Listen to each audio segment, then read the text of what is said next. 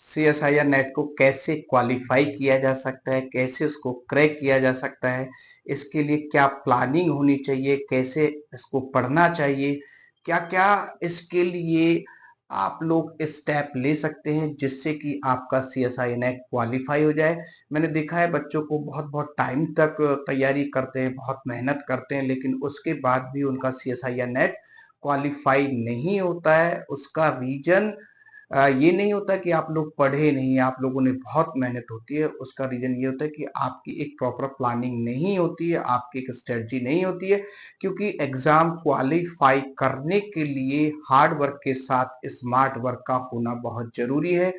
इस वीडियो को आप पूरा देखिए। इस वीडियो में हम बताने वाले हैं कि क्या स्ट्रेटजी, क्या प्लानिंग CSIR नेट को क्वालिफाई करने के लिए चाहिए, क्योंकि अभी समय बहुत कम है, इसलिए हम इस प्लानिंग पे एक बार काम करके देख सकते हैं। तो स्टार्ट करते हैं। तो सबसे पहले आपको जो सिलेबस है उसको देखना होगा। अगर मैं CSIR नेट के सिलेबस की बात करूं तो उसमें कंप्लीट 13 यूनिट होती हैं। 13 यूनिट होती हैं। अगर आप पूरा का पूरा सिलेबस अगर आप देखेंगे तो उसमें 13 यूनिट होती है। और 13 यूनिट इसलिए होती है कि जब हम लाइफ साइंस की बात करते हैं तो लाइफ साइंस में बहुत सारी ब्रांच होती है, botany, zoology, biochemistry, genetics, microbiology, applied microbiology, बहुत सारी ब्रांच होती है। तो उन सबको उन सबका एक कॉमन पेपर होता है। तो 13 यूनिट आपके पास है। अब इस 13 यूनिट में से जो टोटल पेपर आता है वो 440 का पेपर आता है। अगर आप ए पार्ट की बात करोगे तो ए पार्ट आपका जनरल एप्टीट्यूड का होता है, और बी पार्ट की अगर आप बात करोगे, बी और सी पार्ट की, तो बी और सी आपका सब्जेक्टिव पेपर होता है। तो 440 में से आपको जो टोटल पेपर अटेम्प्ट करना होता है वो 200 का अटेम्प्ट करना होता है। 200 में से आपको 120, अगर मैं जनरल कैटेगरी की बात करूं तो जनरल कैटेगरी का जो मेरिट जाता है वो 120 टू 130 जाता है। तो अब अगर आप देखेंगे थोड़ा सा स्मार्ट वर्क करके, क्योंकि 13 यूनिट है तो 13 यूनिट में से पेपर आना ही आना है। हर एक यूनिट में से अगर मैं बात करूं तो हर एक यूनिट में से क्वेश्चन आते हैं। तो सबसे पहले हमें अपने चॉइस के अकॉर्डिंग 6 टू 8 यूनिट आपको सेलेक्ट करनी होगी। आपको पूरे सिलेबस को करने की जरूरत नहीं है। अगर आपके पास समय है तो आप कर सकते हैं, मैं ये नहीं कहूंगा आपको नहीं करना चाहिए, लेकिन सबसे ज्यादा फोकस आपको 6 टू 8 यूनिट पर करना है। 6 टू 8 यूनिट आप अपने इंटरेस्ट के अकॉर्डिंग चूज कर सकते हैं। कोई बच्चा, अगर मैं बॉटनी की बात करूं तो वो प्लांट फिजियोलॉजी को चूज करेगा क्योंकि उसने एनिमल फिजियोलॉजी नहीं पढ़ी होती है। अगर कोई बच्चा जूलॉजी का है तो वो एनिमल फिजियोलॉजी को चूज करेगा। तो आप जो भी आपने अपने ग्रेजुएशन में अच्छे से पढ़ा है, क्योंकि आप लोग, अगर मैं बायोलॉजी की बात करूं और लाइफ साइंस की बात करूं तो आप लोग 10th क्लास 9th क्लास से बायोलॉजी पढ़ते हुए आ रहे हैं। बस हमें थोड़ा सा पढ़ने का अपना तरीका चेंज करना पड़ेगा। तो सबसे पहले आप अपने चॉइस की सबसे पहली स्ट्रेटजी, आप नेट के सिलेबस को उठाकर देखें और नेट के सिलेबस में से 6 टू 8 यूनिट अपने अकॉर्डिंग उसमें से चूज कर लें। दूसरा, जब आप यूनिट चूज कर लेते हैं अपने अकॉर्डिंग, देन उसके बाद जो 6 टू 8 यूनिट आपको कंप्लीट करनी है, इसमें से कुछ नहीं छोड़ना। 6 टू 8 यूनिट को आप इतना अच्छे से कर लीजिएगा, अगर उसमें से कहीं से भी क्वेश्चन आ जाए तो आप उसको कर सकें। दूसरा, जो आपकी 5 यूनिट बचती हैं, इसमें से आप कुछ सेलेक्टेड टॉपिक मैं आपको शेयर कर दूंगा। आप मेरे को कॉन्टेक्ट नंबर पे आप व्हाट्सअप अगर मुझे मैसेज ड्रॉप करेंगे तो कुछ सेलेक्टेड टॉपिक मैं आपको कुछ शेयर कर दूंगा। इसमें से कुछ हमें सेलेक्टेड टॉपिक लेने जो एग्जाम में आते जाते हैं। तो सबसे पहले हमारे पास स्टेट है कि हमने सिलेबस का सिलेक्शन कर लिया कि हमें कौन सी यूनिट को पढ़ना है और कौन सी यूनिट को छोड़ना है। देन उसके बाद आपके पास जो स्टडी मटेरियल है आप उसको इकट्ठा कीजिए। स्टडी मटेरियल में आपकी कुछ बुक्स हैं जो मैं आप लोग को भेज दूंगा, क्योंकि हर सब्जेक्ट की अपनी अलग अलग बुक्स है। जिन बुक्स को अगर मैं बात करूँ तो बायोकेमिस्ट्री के लिए मैं लेरिंजर को यूज करता हूँ। अगर मैं मॉलिक्यूलर बायोलॉजी की बात करूँ तो मैं आई जेनेटिक्स और लॉर्ड्स बाल्टीमोर को यूज करता हूँ। तो बहुत सारी बुक्स हैं जिनको अलग अलग किया जा सकता है। आप कमेंट्स बॉक्स में उनको लिख के भेज सकते हैं कि किस सब्जेक्ट के लिए कौन सी बुक हमें यूज करनी है। देन उसके बाद हमें दो चीजों पे ध्यान वो रखना है। सबसे पहले आपको अपने अंदर कॉन्फिडेंस डेवलप करना है। कॉन्फिडेंस मीन्स अगर आपने ठान लिया है कि मुझे जेआरएफ निकालना है तो फिर आप पीछे मुड़ के नहीं देखेंगे, क्योंकि ये कॉन्फिडेंस, अभी आप मेरी वीडियो देखेंगे, हो सकता है आपको ये कॉन्फिडेंस आ जाए और 4 दिन बाद आपका कॉन्फिडेंस खत्म हो जाए। नहीं, इस कॉन्फिडेंस में आपको रेगुलरिटी रखनी है। चाहे कुछ भी हो, बस आपको करना है तो करना है, ठीक है। कोई कुछ भी कहे, आप नेगेटिव लोग के एनवायरनमेंट में आते हैं, बहुत सारे लोग आपको मिलेंगे कि बहुत टफ होता है, बहुत सारी चीजें होती हैं, इसके लिए प्लानिंग करनी है, इसके लिए वो प्लानिंग। अरे कुछ भी प्लानिंग नहीं करनी यार, आपको किताब उठानी है, टॉपिक सेलेक्ट करने और पढ़ना स्टार्ट करना है। पढ़ना स्टार्ट करना है। पढ़ने के लिए आपको रेगुलरिटी की जरूरत है। कोई फर्क नहीं पड़ता कि आप लोग 2 घंटे पढ़ रहे हैं, आप लोग 4 घंटे पढ़ रहे हैं। हाँ, इतना जरूर है कि इतना टाइम आप लोग अपने आप को जरूर दीजिए कि जिससे कि आप उस सिलेबस को कवर कर सके।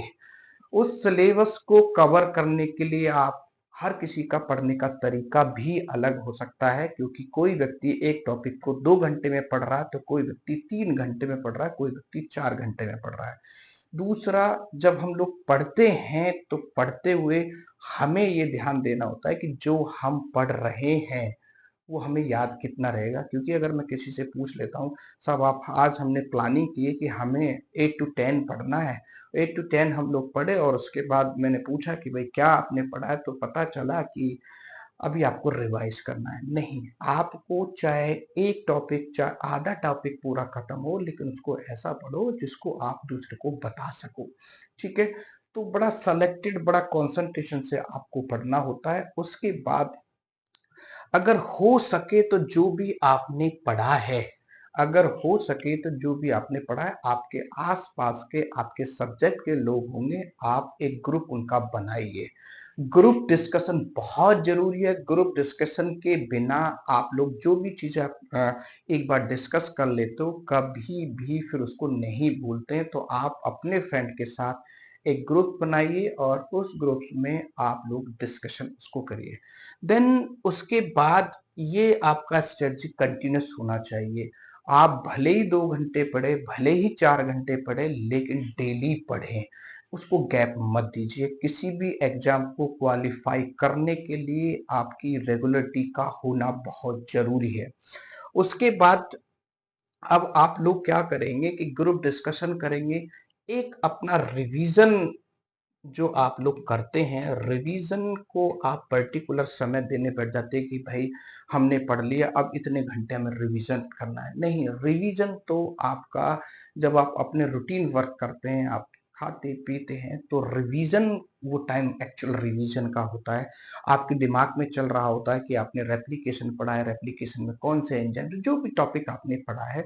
तो एक्चुअल रिवीजन का वो टाइम होता है जब आप लोग अपने रूटीन वर्क कर रहे हैं। ठीक है, आपने, अगर आपको कुछ नहीं याद आ रहा है तो आप उसको कहीं नोट कर सकते हैं, उसको दोबारा दे सकते हैं। ऐसा नहीं है कि भाई आपको नहीं दोबारा देखना होता है, बट रिवीजन के लिए अलग से टाइम निकालने की जरूरत नहीं है, क्योंकि आपने पहले ही उसको बहुत अच्छे से पढ़ा हुआ है। रिवीजन का मतलब है आपको मनन करना है, मनन करना है, ठीक है। और लास्ट में जो सबसे इंपॉर्टेंट थिंग्स है किसी भी एग्जाम को क्वालिफाई करने के लिए, PYQ, प्रीवियस ईयर क्वेश्चंस, ये आपको डेली करने हैं। आप अपना एक टारगेट डिसाइड कर लीजिए कि साहब मुझे 25 क्वेश्चंस, जितना आप लोग कर सके। लेकिन जो टारगेट आप लोग बनाएंगे, भले ही वो छोटा टारगेट बनाए, ऐसा नहीं है कि आज आपने 250 क्वेश्चन कर लिए और कल को आपके 2 क्वेश्चन भी ना हो। भले ही आप छोटे छोटे छोटे टारगेट्स बनाए, अगर आज आपने 25 क्वेश्चन किए हैं तो नेक्स्ट डे 26 हो जाए या फिर 25 ही रह जाए, लेकिन 24 नहीं होना चाहिए।